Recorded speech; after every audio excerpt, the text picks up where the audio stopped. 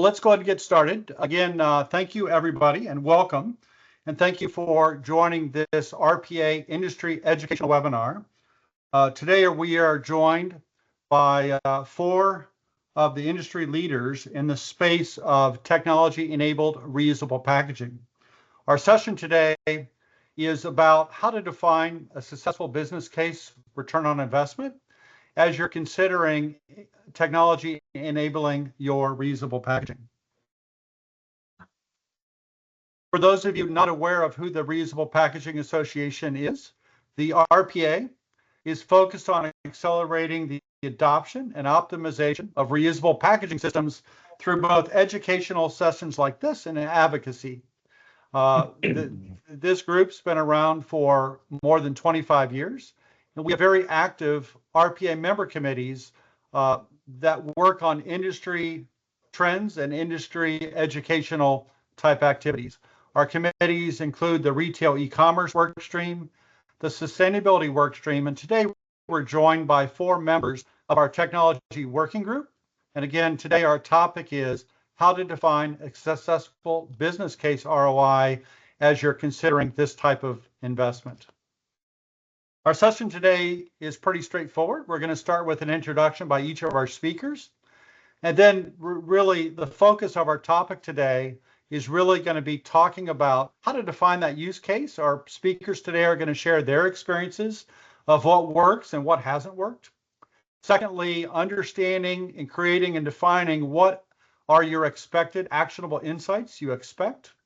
And the third topic is really how do you put all that together to build that ROI? And we'll kind of add a 4th topic, which is how to get started. And then at the end, what we'll do is if you have questions throughout today's session, just add it to the chat. And as we get to the end of the session, we'll come back and answer some of the questions from the audience today. So our guest speakers today are Mr. John DiPaolo from the Antares Vision Group. He's their Chief Strategy Officer. Our second speaker is Dave Horvat. He's the CEO of Real Time Intelligence. Our third speaker is Christoph van Radinge from Sensalus. He's the founder and CEO of that company. And lastly is Michael Swabe from Surgier, and he's their global marketing leader. What's interesting about these 4 speakers, this group has hundreds of millions of reusable assets that are technology enabled today. So these 4 speakers today have a lot of experience on this topic. And today we're very fortunate to have them join us today. So John, maybe we could start with you to do just a brief introduction of yourself and your company. Sure. Thanks, Todd. My name is John DiPaolo. I'm Chief Strategy Officer of a company called Axis, and we are a part of the Antares Vision Group. So, our focus is really on the connection between what's going on within the supply chain from a traceability perspective and back-end ERP and other business systems. Obviously, leveraging and tracking returnable packaging is a very large part of that. We specialize, in chemical, CPG, food and beverage, and pharmaceutical, and really kind of bring to life the movement of products and assets throughout the supply chain, and then integrating that back into companies' business systems. So I'm very much looking forward to working with our distinguished panel here on helping our audience build out a good use case for returnable assets. Great, thanks very much, John. Our second speaker is Dave. Maybe you could introduce yourself and your company. Sure, Todd, and thank you, and it's a pleasure to be with all of you here today to talk about a topic that those of us that are speaking today all feel very passionate about, and I think the introductions are going to be relatively similar. We provide a visibility product that is sensor-based. On any given day, we track about 300 million reusable assets across the globe, across 20 countries at this point, and the common thread is just providing the insights, the metrics that can make a difference to cutting out the loss, the waste, and sharing that with all you is going to be fun today. And let's get into it, Todd. Great. And Christoph, maybe an introduction, please. Yes, thank you, Todd. So I'm Christoph. I'm founder and CEO of Sensalus. We're 10 years in business. We're extremely specialized actually in active tracking of returnable packaging. So it's about different technologies, localization technologies, always with a battery powered device. Today, we manage 1 million connected assets. It's really built from the bottom up for reusable packaging. So we have been in pallets, in crates, in boxes, in totes, you name it. We've seen it all in the bad and the good part of learning it. So that's also where we are here to share that with you guys.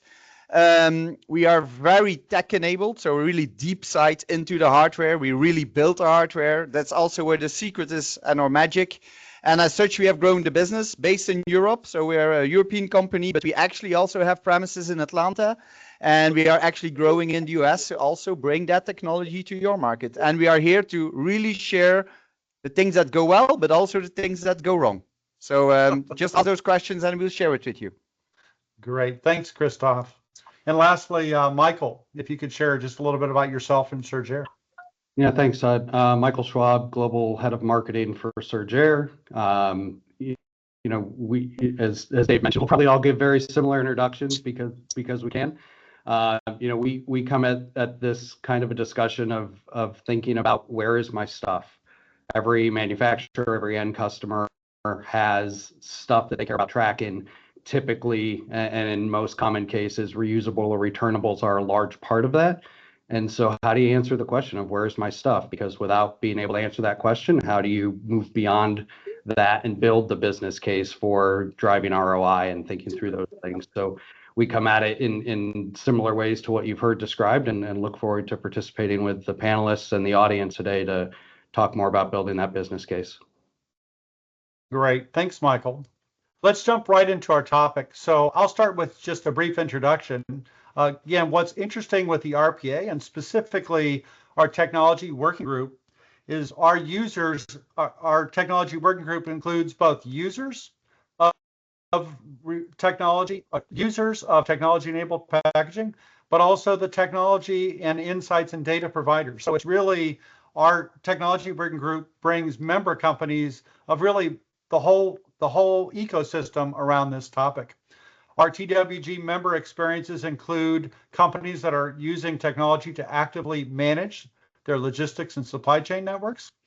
Some of our companies use this type of technologies around understanding the inventory levels or the operational efficiency targets across the company and their partners' supply chain. Some of our technology working group member companies use technology-enabled assets to understand and optimize their working capital and OPEX requirements for their reusable assets. And lastly, almost all of our member companies are using these technologies to really understand and better deploy labor more efficiently across their handling and movement of goods. About a year ago, the technology working group wrote a white paper really on how to get started. And the topics we're going to cover today include some of the topics and key learnings and best practices shared by our member companies. And the first topic we're going to spend some time on today is around defining and understand that use case. This was kind of the number one key learning shared by many of our member companies. And it was this topic of what is your primary use case and what insights are going to justify that investment? And what are those secondary use cases that might be harder to measure, but still play a very important part? On the right, you'll see some of those examples that our member companies from the technology working group have shared.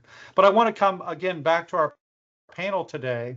And again, I'll let you guys jump in on this topic, but what are some of the most common use cases that have proven to be the most successful?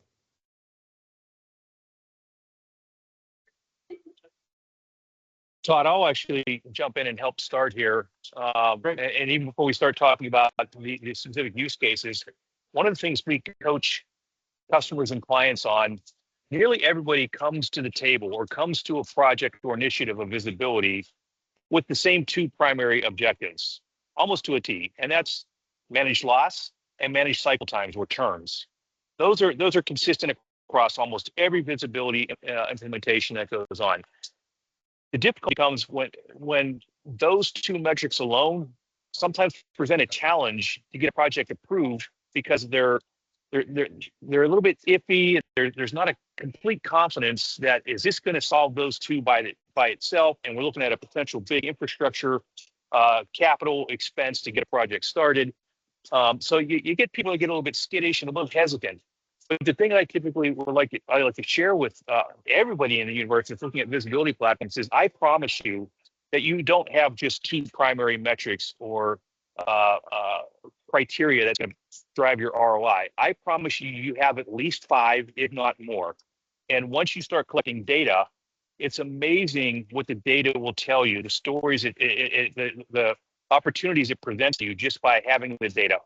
And so there, I encourage people, start lifting up the rock, start being creative in your ideation process as to what else is this data going to tell me. And I'll give you some real world examples of metrics that matter. You have on one of the bullet points on the right hand side is damage and loss. But think about this: if you have damage and loss, your reusable assets in a cooled environment, what if your data was able to tell you not just that the amount of assets you have to repair or what that cost is going to be, but you're able to tie it back to the product that sits in those reusable assets. If it's changing consistently over time, each trading partner, each trip out into the world, what if you could tie damage to the product and go look at why that product caused damage? Or what if you can tie the volume of damage to particular trading partners? Or what if you can tie it back to the mold from the manufacturers that created the asset in the first place? And you can improve the designs.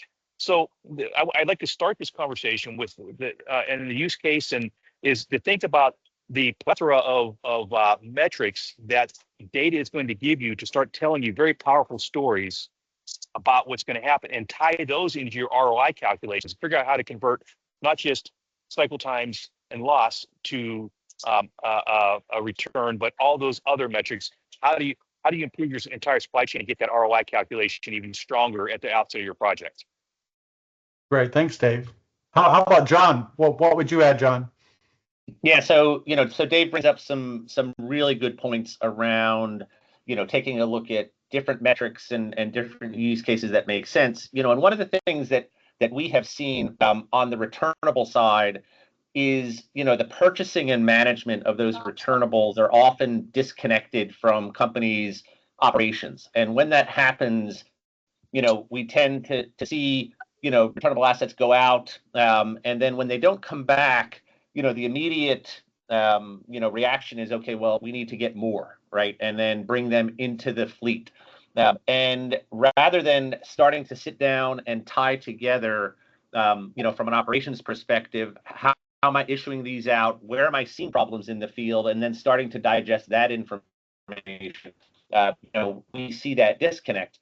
And once you start connecting the purchase of returnable assets along with your operations, along with your shipping and receiving processes, you start to get a much better picture and a much better data map of how things are working. So I do agree that as you start to combine different data points and in different operational silos within the business, it really helps you start to build out those use cases.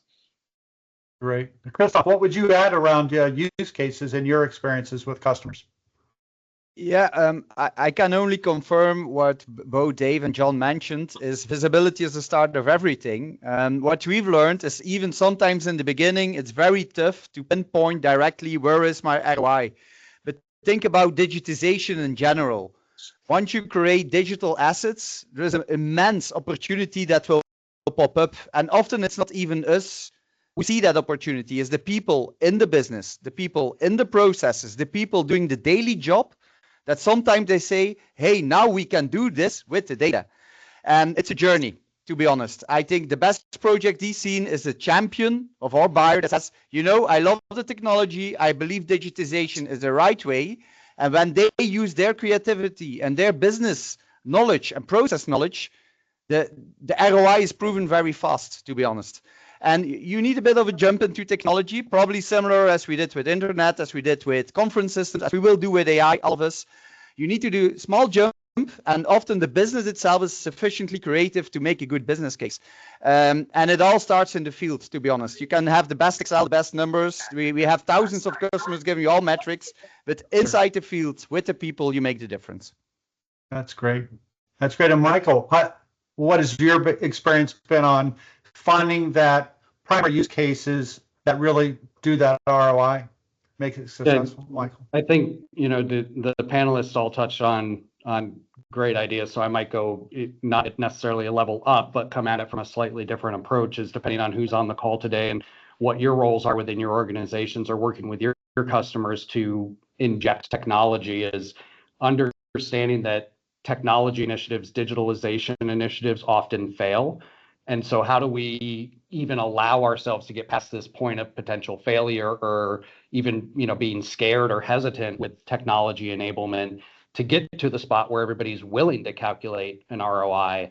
And so from that perspective, thinking about the idea that if you are considering returnables and you don't have them, you also need to be considering technology hand in hand with it, because you're making this huge investment into an asset class, into a fleet that will now start to impact your bottom line. And how do you get to the point of saying, okay, well, we've invested this technology or invested in this asset class.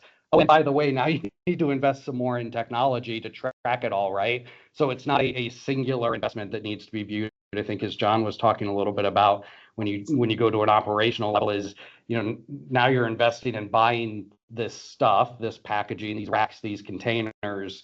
You also need to be considering that it's not just an investment in that product, it's an investment in a technology to track that product.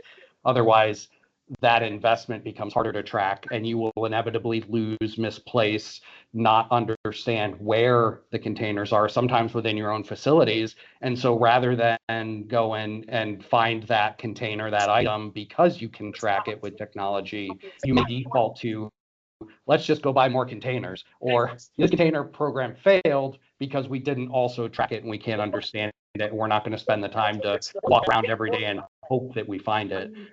So finding that tech, and aligning that technology in at the point of implementation. If you've already got a returnable fleet and are considering a move to a technology, or evaluating which technology to get into, then we can come in with the calculators and understanding the pros and cons of which technology type may be best and which technology may give you the most ROI. Because the technologies we're all talking about, that we may not get into the nitty gritty on today, can all give us answers to what's highlighted there on the right side of the slide. We often start with and was rightly identified with those top ones, and what some others have pointed out, because they're common across every manufacturer, almost regardless of industry. So just understanding that it kind of goes hand in hand. It's not always best to think of it as a separated investment, because then we can't calculate true ROI when we look at those returnables. Great, thanks, Michael. A question to the panelists. The example in green on this slide, what some of us call a secondary use case. You're not sure how to, is that going to justify my investment or ROI? I'm curious on some of your experiences around some of the softer metrics that you have experience with. For example, let's talk about sustainability KPIs. I'm curious, maybe John, starting with you on examples around kind of the secondary use cases. Yeah, and Todd, it's an interesting dimension. And one of the things that we look at is utilizing the asset itself as a proxy for what's in it, right? And what I mean by that is, and maybe we'll use a chemical example as one that we work with, where you are producing a batch of chemicals and putting it into canisters or containers and shipping it out. Well, by tracking it at the returnable level, I now have a much higher fidelity view as to what's going on from a manufacturing and a product movement perspective. And I can start to take a look at, from an operational perspective, where are those, what I call those micro inefficiencies in my product movement, and being able to spot things that I would never be able to spot at a batch level. And then because I have the product and the product's attributes tied to that returnable, I can then start to share that in a much more granular way with my downstream partners, with my customers, be able to get a better understanding as to, kind of how things are moving through my supply chain. And from that, the 2 bullet points that you have here around sustainability and labor and product movement become much more visible, to the people who are doing the job, because now programmatically through technology, and by assigning these attributes of the product to the actual asset, that view becomes very high fidelity. I can see what's going on. I can see movements within my supply chain, and it allows me to actually ship cleaner, be able to tell my customer what's going on, and be able to pinpoint potential issues before they actually leave my facility. So those are some of the secondary use cases that we see by a integrated, enabled traceability solution tied to the asset and production systems. Great. Dave Horvat, would you add any additional thoughts on this topic of secondary use case? Maybe not the primary one we all talk about, but maybe secondary ones, Dave. Yeah, I'd like to share. I think this might hit the mark on the left side green button. We have a deployment where one of our accounts didn't have the confidence that they could keep a pooled asset properly balanced, and therefore did not pool the asset, even though it's the same asset. They went with 3 different colors across 3 different suppliers and bought full quantities to service each supplier separately with the same asset. And we were able to convert that into a true pooled environment where by having the visibility and knowing what each supplier has at any moment in time gives us the ability to advise the labor force on how to be extremely efficient. Don't dump everything you have in your facility into that empty trailer because supplier A is here, because supplier A already has enough. They're already out over their max settings, and supplier B is going to be here in 2 days and they are below their min and they need assets. So with visibility, you can optimize the balancing efforts of reusable asset and truly have a pooled environment that is highly intelligent in the process. So I'm not sure if it completely hits the mark on that one, but when I see labor and logistics planning, that's immediately where my mind goes to. Yeah. Is the opportunity to just be better and be more efficient. Now, instead of having to have 3x the number of assets that I need, I can maybe have 1.5 to 2x the number of assets that one supplier would have had that's now servicing 3 suppliers in their various loops. Great. Hey, Michael, I'd like to ask another question about, how do you build a use case when it's just not your company, but you have partners? So you might be an OEM and you have tier suppliers that are also, how do you get buy-in from everyone on these type of projects of defining a use case or ROI? Yeah, and I would tell the participants that Todd didn't read my mind, but that was where I was going to go. Some understanding that as you're creating these use cases and thinking about ROI, that you need to define really, and not just understand, but to define, do you want that use case to be within things that you control or within a broader network? Because as soon as you take it outside of company-owned facilities or the location-specific use cases, now you introduce a lot of variance, and that's not just with visibility and reusable packaging, that's with almost any business process, right? So whether it's a supply base or it's your end customers and really that bigger supply chain network, now you're thinking about things that you may not have control of. And depending on how you want to approach it, because there is an investment into the technology that's needed, how does that investment work into business agreements? What are you going to either require your suppliers to do to be able to participate with you as a manufacturer? What are your end customers going to have, potentially as pass along costs?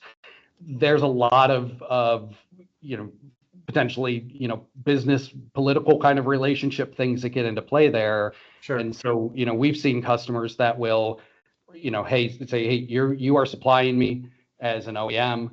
You will participate in this program because we want that visibility as the OEM. And then it becomes a discussion with that supplier in that way. And we've got a couple customers that are saying, this is important enough to us as a visibility solution that we will pay for that investment on behalf of our suppliers to roll it out to them. So we, seeing it both ways, but understanding that there definitely some variance, Todd, that you just opened up is when you take it outside of the single facility and you want to look at more than what's inbound, outbound in production, where it is in an inventory capacity in the yard, those kind of things that you control within a facility or set of facilities that you may own. Now there's an additional layer of variance, and the investment that goes with that can't be understated enough in terms of this bigger picture, because that asset class of returnables may not increase, right? If you buy 10,000 containers, those 10,000 containers now begin to work in that loop as been discussed.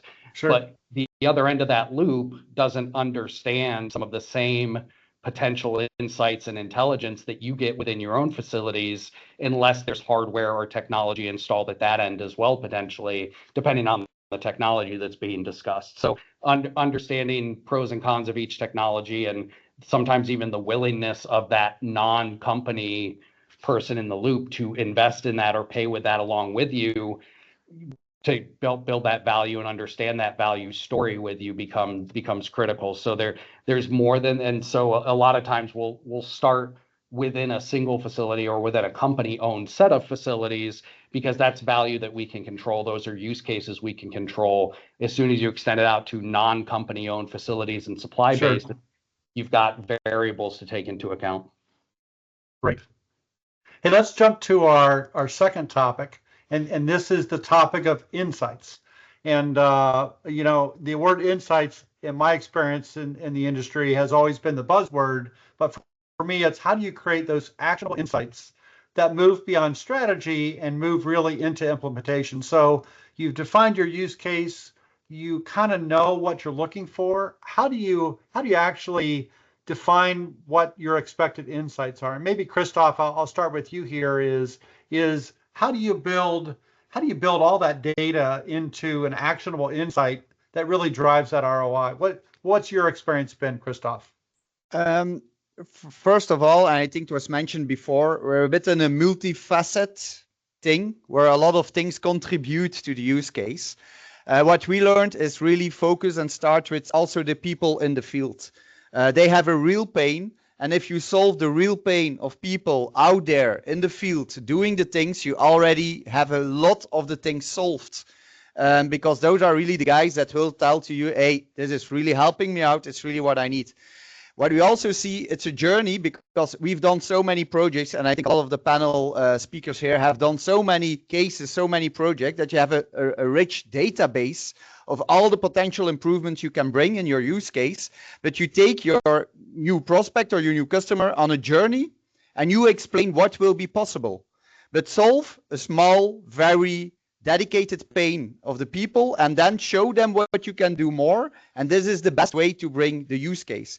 Alignment and insights, for me, it's exception management. Triggering the right events, bringing the right data to the right person at the right moment. Do not show all the data, just show the things that are supposed to see where they can act on. So it's really about, it's a huge amount of data, but make sure you only bring them the events that are really important for them to make impact on their daily jobs. And that's, of course, something you learn by doing so many projects with them in the field. Yeah, I've done some projects where you're just overwhelmed by the data. It's difficult to make that decision. So again, in my experience, finding that or defining what actionable insights you expect up front is important. Dave, I'm curious of your thoughts and experiences around defining those insights you expect to receive and act on. So you qualified the word in quotes at the top, actionable, and I think it's a very powerful and important word. It ties in with what everyone said so far. The one thing that should be obvious, that isn't always obvious, is a visibility platform is going to give you actionable insights. That's only going to produce an ROI if your organization is prepared to take on the actions. So while your partner, or however you go about doing what you're gathering the data, your operations team needs to be prepared to figure out what you're going to do with it and take the action necessary to actually generate the ROI, because the visibility doesn't give you ROI. It just tells you where the problems are.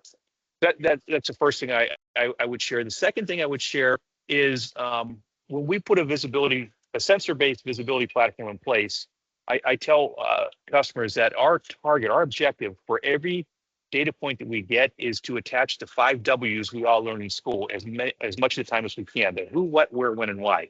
Context, and the more context you can associate with every data point is extremely powerful. So I look for ways in our deployments for how can I attach as many of those 5 W's to every piece of data that we have, so I can build that story we talked about earlier. And the last nugget I would add to it is, if you have the opportunity to associate and attach different technologies together to build that complete story, be open to it, because sometimes it isn't just one technology that gives you the final answer. It might be a combination of GPS with RFID, possibly with Bluetooth, temperature sensors, accelerometers, other things that complete the picture for you to understand what is actually happening in your supply chain movements. And I guess there's one last thing. The other thing is find your early and quick wins and take those off the board early to build momentum. Because if you wait to the end, and we have a very large customer that once told me this, make sure as we move across the world with what we're doing to take the quick wins and take them off the board, because it gets easier building consensus. If I provide those insights, they flip and turn those insights into an ROI immediately. So look for that proverbial low-hanging fruit is what I'll also share. Great. John, what would you add about your experience with, quote, actionable insights? Yeah, and I think Dave made some fantastic points. This whole concept of creating a set of data elements that can be leveraged. When you look at systems and when you look at whatever technology platform that you're putting in, the thing that you need to be sure of is, I guarantee you don't know all the information that you want to capture in the future, right? So having that flexibility, being able to add additional data elements, being able to add additional things to the information you're capturing is key, and also that multimodal approach, so that other parties can participate, is also key. And the other thing which I think is very important as you build out these types of systems is, where does the data live? Because it may not be, it's going to live across multiple systems, right? There's going to be components of ERP that you need to tackle. There's going to be components of warehouse management systems or TMS systems that need to be incorporated. So how do you bring all of that information together without overwhelming any one system? Because there's two things that I know. There's no IT group sitting around waiting for something to do, right? And, so that is, one thing that you need to take into account.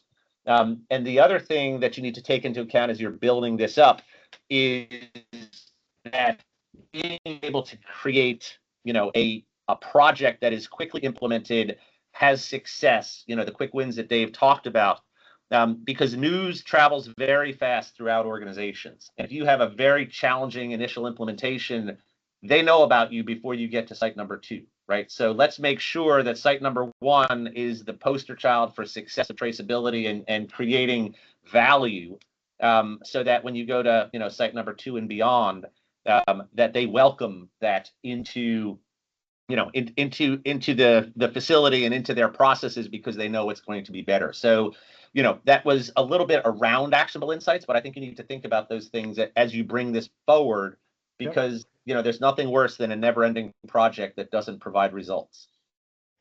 Exactly. I'm curious, Dave brought up, and Michael, I'd like to ask you your question, kind of the culture piece. How do you teach an organization or a functional team to actually take and drive action from the data? What has your experience has been on, you've implemented the project, you're generating insights, but kind of the cultural piece. How do you teach an organization to really drive action from that data? Michael, I'm curious your experiences on that topic. Yeah, and John had a great transition in, because when we think about the bigger topic of ROI, this the concept of, okay, you're generating all this data, people need to be a part of this equation too, whether it's the IT team, it's leadership, certainly the people that work on the manufacturing floor or the production floor, run your day-to-day operations, are involved in this potentially as well. So the ROI impact expands out beyond intangible things and technology to people. Well, as soon as you involve people, like anything else, now you've got to train and educate and ensure consistency, because everything that we do relies on some sense of standardization throughout the process, right? Whether it's a given technology type, or even just, hey, I chose the wrong container, the wrong size container for this part or finished good or whatever it is. Now you've introduced some variance that doesn't help you accomplish the end goals and decide which insights are actionable or where to take action when this data is being generated. So when you get into the people side of the world, then we start to talk a lot about governance and planning around that. So the ROI of who should calculate the ROI, and then how do we ensure that whatever we decide to make the investment in, will be actionable, will be something that's sustainable and scalable, either within a single site or multiple sites, well, you need a governance committee or some sort of ownership with that. And as soon as we get into that, then we start to look at, from a culture perspective, don't have a governance committee or a leadership group that is simply the people signing the checks and making the strategic decisions.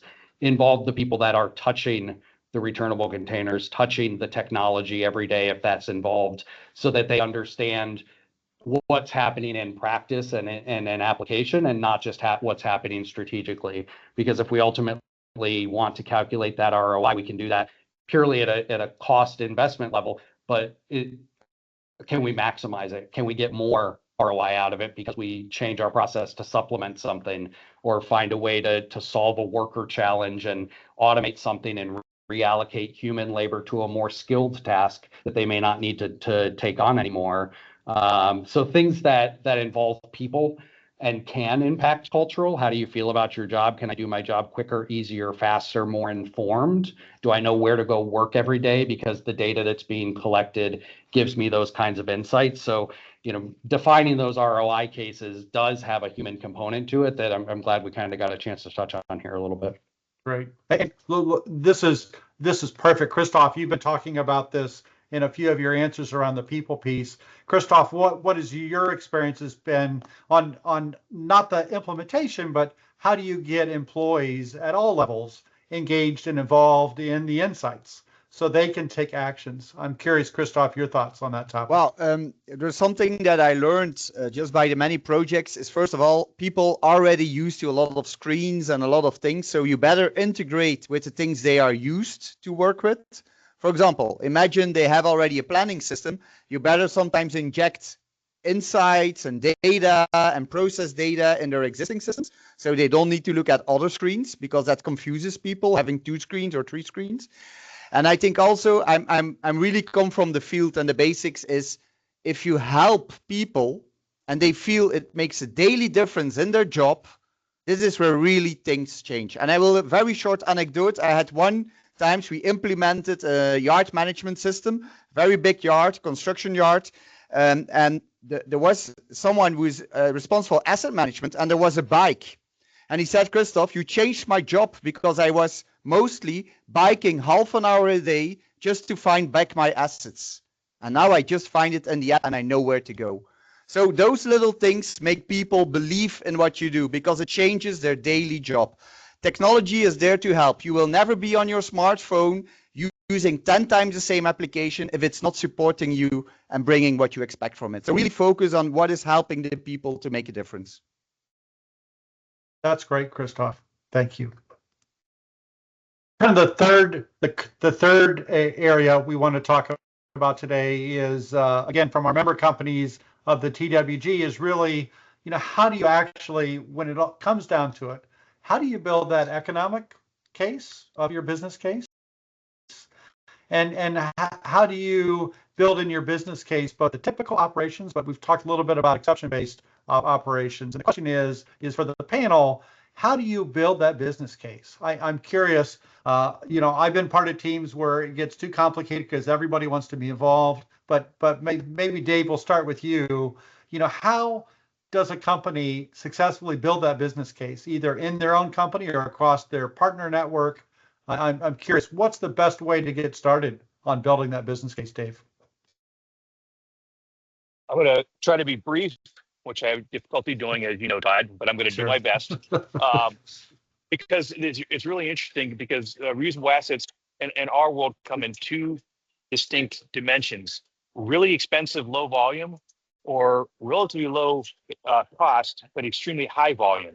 So you're talking steel racks in automotive, and you're talking plastic trays in, say, baking. And the use cases and the ROIs on both of those are so dramatically different. So I'm going to talk very briefly on both sides of that equation. Let's talk on the big side quickly. A steel rack that might be a $1,500 rack in the automotive vertical for a tier 1 to supply an OEM. And at that price point, they're trying to purchase as few as possible to service that loop. But with that becomes great demand on making sure that you're on top of your numbers to make sure, if it's supposed to come back in 2.5 days, is it coming back in 2.5 days? Because What happens if I run out is I shut down my plant, I shut down shipping to Ford, I send people home. It's a big issue. So the business case for putting in a visibility platform is just that, making sure that I know early, I have early indicators of a problem. Maybe it's if I want to know the last 30 days of the average return time across my very small fleet of high dollar asset goes to 2.75 days. That's a leading indicator that I'm trending towards a problem, and I can send text messages, emails, and I can actually get in front of that and avert that action by talking to my OEM or looking at why are the things slowing down and how do I get them sped back up. That's a very easy use case to quantify. I'll go to the low dollar, high volume asset where I shared with some of my colleagues pre-call as we were prepping. I actually am doing a case study in the baking community on plastic trays, and where there's a massive loss of 25 to 30% annually, and any percentage point they can knock off of those losses is of high return for them. So it's how do you I give them an action plan that says, if I tell you where the leakages are happening and a very open network where your stuff is going everywhere, and typically is the case. This is an anecdote I share with customers. It goes without saying, 80% of your issues or cost or loss is usually contained in 20% of your supply chain, but how do you find the 20%? Visibility gives you that. And one of the outputs that we provide customers is an opportunity index that says, if you had limited resources to apply to your issues, apply them here, because the biggest return you're going to get. Because you can't apply to 100% of the supply chain, it's cost ineffective. But if I've got to do reverse logistics, and I tell you where to target your reverse logistics, where your biggest losses are happening because you lose control of your assets, then you can start to watch the percentage points go down on your loss. And we see it happen in plastic a lot, where there's high theft and very open networks, giving you a strategic advantage on where to go solve your problems, starts creating ROIs quickly. So, and again, as usual, I'll try to be brief, and I hope I hit the mark, but I'll stop there. Great. Hey, Michael, I'm curious, in your experience, building that business case ROI, what's been your experience across multiple functions or IT or operations or supply chain or strategy or product? I'm curious, what are some of the best practices and learnings you've had about building a successful business case ROI? Yeah, so when you gave us a little bit of time to put up our NASCAR slides and be promotional here at the beginning, and I said, "Where's my stuff?" We'll start with that question, but where's my stuff? Oftentimes, as a discussion point, leads to the thing that's most commonly occurring in the environment. They make the most of this widget, or they run this process the most consistently in volume, in mass, every single day. Everybody's working on these things. And when you can identify that, and sometimes that can be a struggle to get to, but then we can go and look at who's involved in making that process a reality, because there is IT, there is some leadership component, there may be a warehouse manager, there may be a part-time or temporary or full-time worker on the floor doing something for that company. Identifying the most common is typically where we see then the biggest opportunity to get the quickest wins, because when you align technology to those most common use cases and the concept of returnables, which are going to be something that can consistently go through a loop, now you've got a couple levers you can start to pull. So getting to super niche, really unique, one person does this, and if they went on vacation, that process stops for a week, kind of a thing. That gets a lot tougher to prove ROI. And so when customers come to us with really niche things that they're trying to solve, we'll talk about if that is the biggest potential for ROI. How do we get the quick wins that were talked about, previously with intelligence? Well, those quicker wins typically come with bigger mass and scale, and with multiple people being involved, because then we can share the good news and spread that across multiple teams and departments, while having more levers to pull, whether it be the number of returnables, the amount of technology, which kind of technology, how many sites, how many people, how many components are involved. More layered levers to pull gives us more chance to find that ROI more quickly, and then scale it and find those more unique or fringe cases, or expand it out to a bigger network. Great answer. John, I'm curious. in my experience, the operational teams, supply chain teams, they get this, but how do you deal with the CFO or the head of finance when you're trying to communicate the ROI? What has your experience been, John, of telling the story and really helping the finance part of an organization understand the ROI and the benefits and costs? Yeah, and I think it goes back to, if you look at the CFO level, if you look at, where purchasing and checks are being written and things like that, it's somewhat easily identified of, to my returnable asset manufacturer, how much money am I giving them on an annual basis, and what is my revenue, what is my shipments, and is that going up or down, right? Sure. And you can pinpoint that, but then when you kind of elevate other things that happen because of a returnable asset fleet that's not well managed. And I point to things like extra, truck runs between facilities because I have to emergency move assets from one facility to another facility in order to support production, or the need for buying cardboard because my plastic assets are no longer available and I need to ship in that, right? So when you start to tie all of these different cost elements together, building that ROI becomes easier because it's not only just the capital expense of I need to buy more returnable assets, but now how can I bring in operational components and things like that? And then being that, you think about in the CFO area that they now are also charged with, some sustainability things and tracking and managing that. Again, that can help with their sustainability index around being able to say, okay, I up the use of my returnable assets. I'm purchasing less. I have less movement, unanticipated movement throughout my supply network in order to get things from one location to another. So all of these kind of secondary benefits that are still quantifiable but may not be looked at in support of a returnable asset program become, available to build out that ROI. Great, thank you. And Christoph, I am curious, what's been your experience again around building an ROI, not just with the supply chain team, but the business leadership team at a company? What's been your experience? Yeah, I can confirm all elements brought by all the speakers. They are very clear and they are all making the ads and the Excels and the calculations. But sometimes I do feel when you talk to leadership, it's like, guys, it's obvious. That's the next thing you have to do because your customers will ask for it. You need to communicate to your stakeholders. You need to work on sustainability, get the initial, let's say, metrics to know how are things running. So it's also a bit a necessity in a long-term vision. So we all agree the business case ROI and all the elements brought by the other speakers. I can only confirm you can build your business case. But sometimes it's just people saying, look, it's the way forward. And if you are not doing, probably your competition is doing it. And then they will take you over because they have much more visibility than you.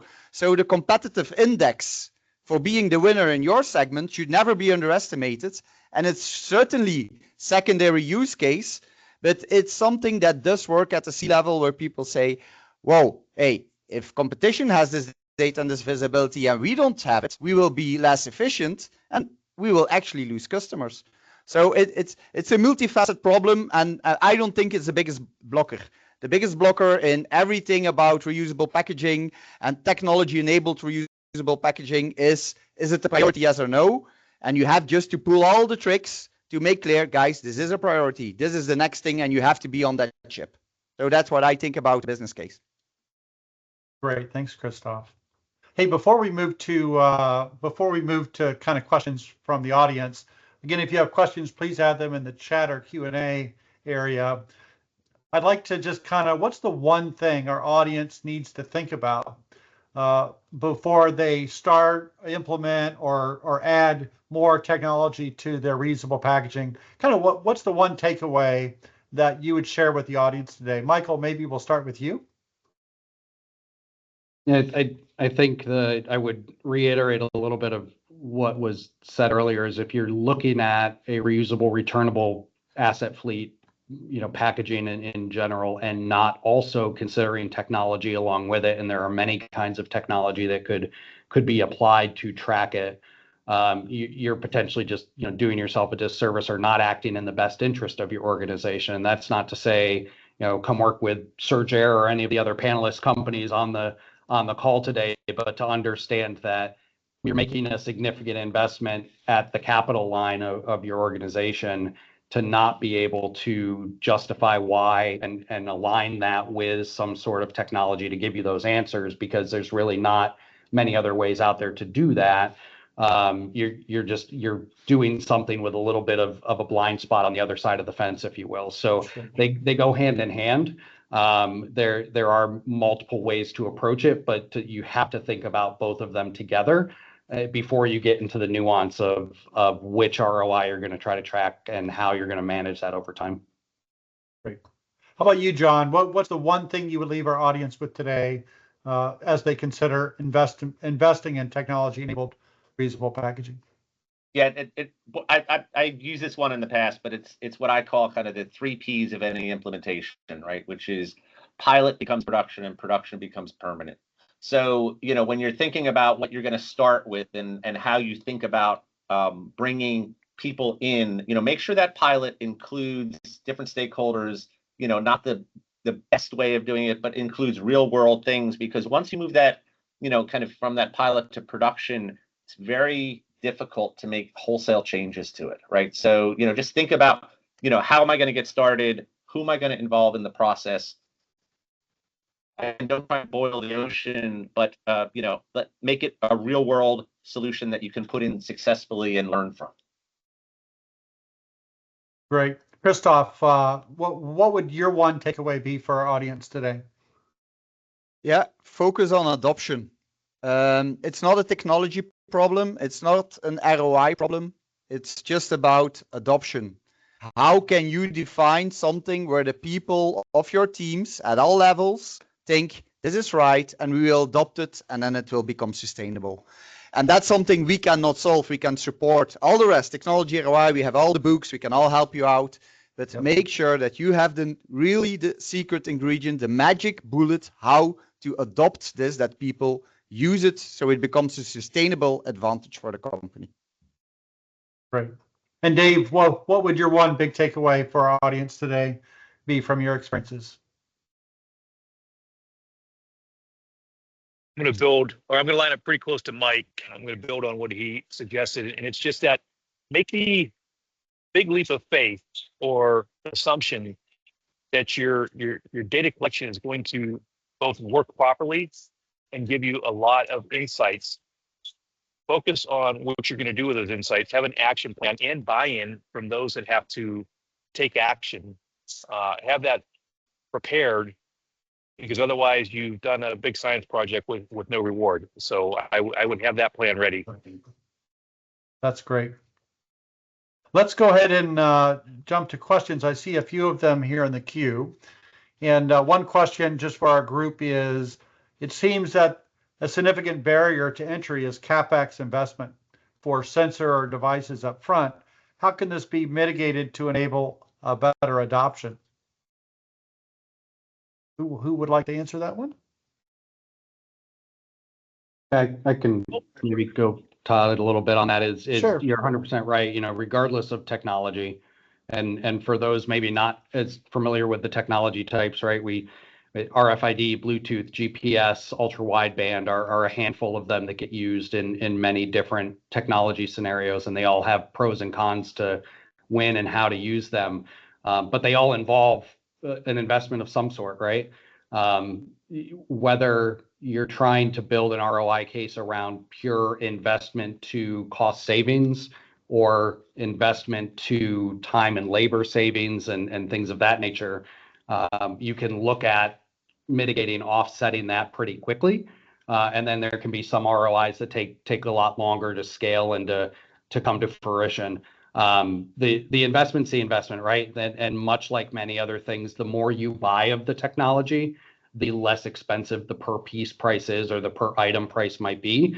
But the cost is the cost. So how you amortize that and account for that in your financial statements can be part of that discussion and finding the right technology for the point in time, knowing that you're going to scale and grow, and technology will continue to scale and grow. So technology could become cheaper over time to implement, but that cost is unavoidable. There are ways to think about that cost and which ROI levers you care the most about to get to that ROI as quickly as possible, because it doesn't have to be years upon years of waiting.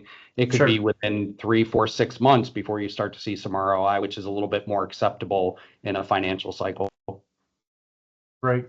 And kind of the other question we have from the audience is this topic of, whether it's a device, a tag, or a label, it's only as good if it actually stays attached to the reusable asset. So I'm curious, anybody's experiences on Dave, maybe you can chime in on what happens when your reusable asset loses its tag or device, et cetera.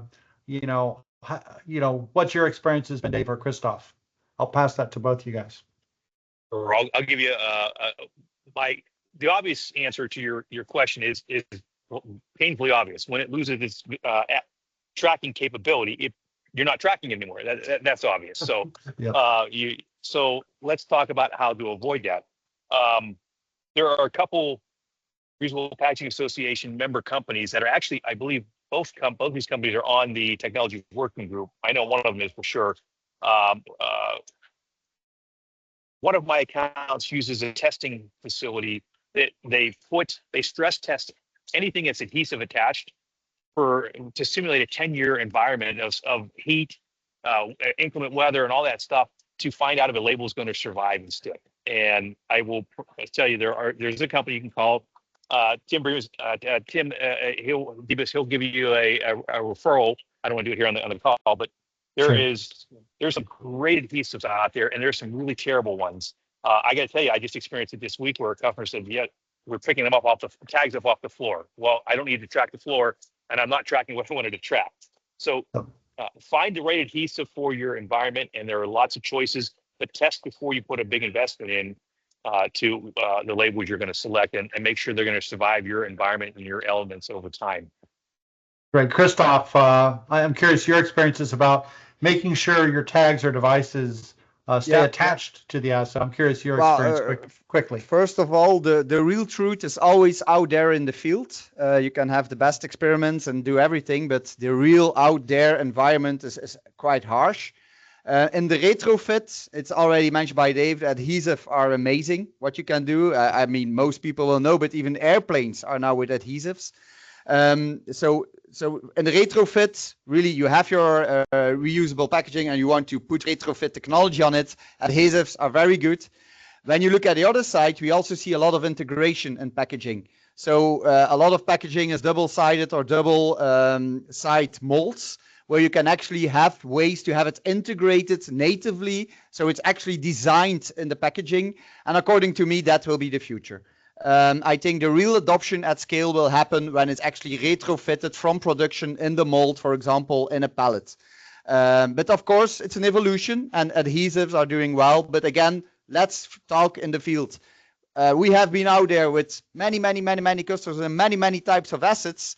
And it's actually one of the first questions we will always ask. What is your asset? Can we see your assets? What's the size? What's the material? And you have to do all the checks, because if you get this wrong, it will not work in the end, and you will have a lot of things going wrong in your data as well. Exactly. Great. Well, look, just as we wrap up, again, I'd really like to thank our 4 panelists today. I think this was a great conversation from really the leaders in this space, and really great experts today. If you're not familiar with the reusables.org website, there's a resource called the Technology Hub, and it includes white papers, ROI calculators, how to get started, blogs and podcasts, including this one, and our RPA marketplace members. So these are companies, not just the 4 presenters today, but other companies that provide technology-enabled solutions. I did see a question in the Q&A of how do I become a member of the RPA? Again, 2 things. Number 1, beyond just going to the reusables.org website, follow the RPA on LinkedIn. It's a very simple. Type in Reusable Packaging Association. Please follow us. And lastly, I just like to share our technology working group is a very active group of member companies. These are just some of them today that participate. Again, they spend a lot of time and a lot of effort to bring industry and educational solutions such as today's webinar to this group. Again, I'd like to thank John, Dave, Christoph, and Michael for joining us and sharing their experiences today. Thank you very much, everyone. Bye now.